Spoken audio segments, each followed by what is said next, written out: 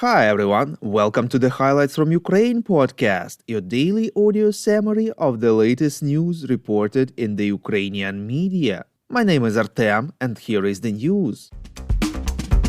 394 days less the Russian invasion of Ukraine. 5 people were killed in the result of Russian missile strike on the town of Konstantinivka in Donetsk Oblast, reports Radio Liberty. One of the missiles hit a local invincibility center, which is a special heated premises stocked with food that has an independent power source and internet access and is aimed to assist residents facing hardships due to power cuts. Some of the killed were refugees from towns closer to the front line. The UN Human Rights Monitoring Mission in Ukraine released a new report on the situation in the country, reports Interfax Ukraine. As of January 31, 2023, more than 8,000 civilians were killed and 14,000 people were injured as a result of the Russian aggression in Ukraine. More than 90% were victims of missile attacks, explosive weapons, or mines.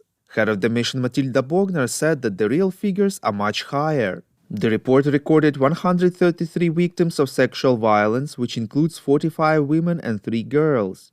As the UN officials said in the report, some 109 cases probably were committed by military, law enforcement, and prison personnel of Russia. Some 24 cases probably were committed by the SBU, the Ukrainian police, Ukrainian civilians, or members of the territorial defense. Sexual violence often occurred during the detention of civilians or prisoners of war, as well as in areas under Russian occupation. The mission has documented 621 cases of enforced disappearances and arbitrary detentions of civilians by Russian armed forces. Matilda Bogner said that out of 127 civilians questioned, 90% of them reported that the Russian military and the FSB tortured and ill-treated them while in custody. In some cases, this included sexual violence. The mission also said that since February 24, 2022, have documented 91 cases of enforced disappearances and arbitrary detention committed by Ukrainian security forces. Of the 73 victims they interviewed, 53% had been tortured or ill-treated by members of Ukrainian armed forces and law enforcement agencies. The UN Human Rights Monitoring Mission expressed concern about arbitrary executions of up to 25 Russian and 15 Ukrainian prisoners of war.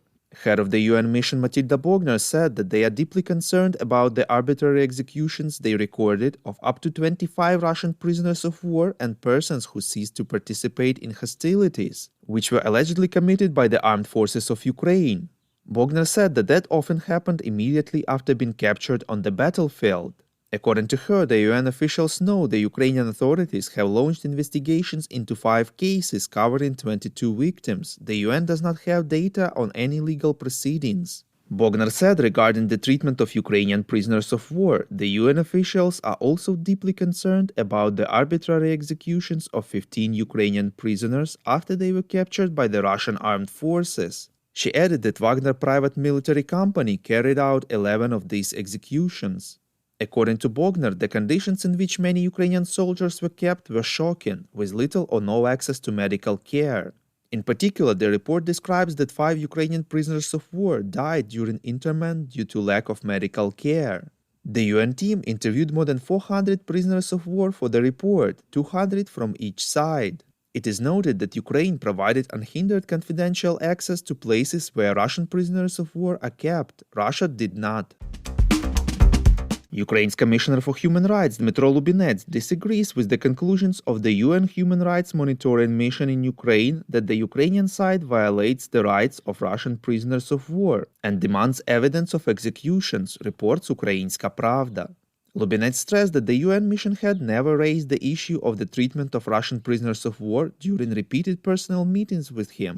At the same time, the Ukrainian Foreign Ministry thanked the monitoring mission for its work, but stressed that it is unacceptable to place responsibility on the victim of the aggression.